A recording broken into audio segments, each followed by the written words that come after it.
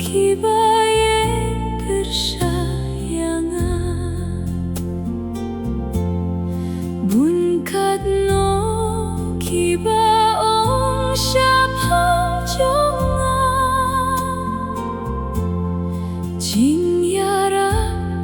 na ublay omyo satya Tonang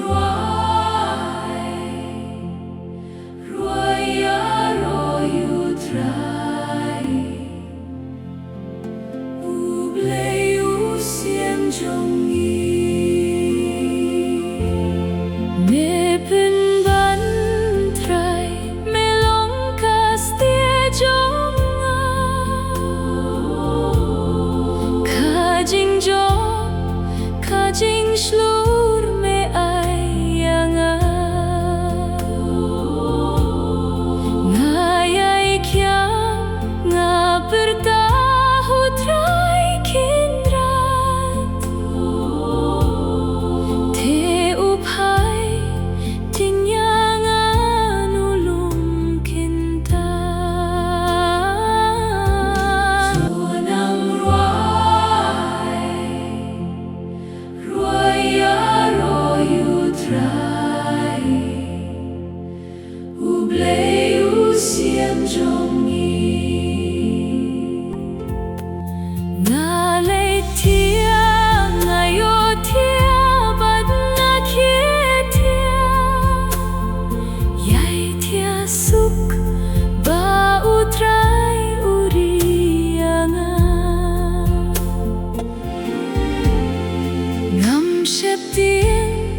Jingbun berubah keryanga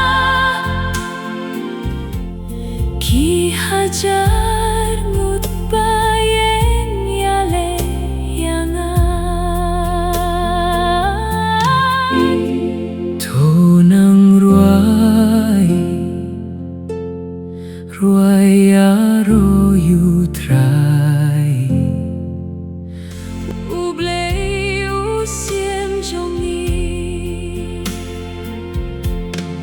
Trai koble to yeng joit benim yanga Ne bathap na shintur nong shunjonga Ne pinken yakib niat kiriu dakait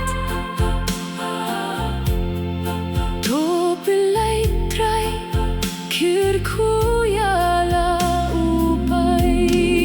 to Tonang ruai aro yutray Ublay usiam jong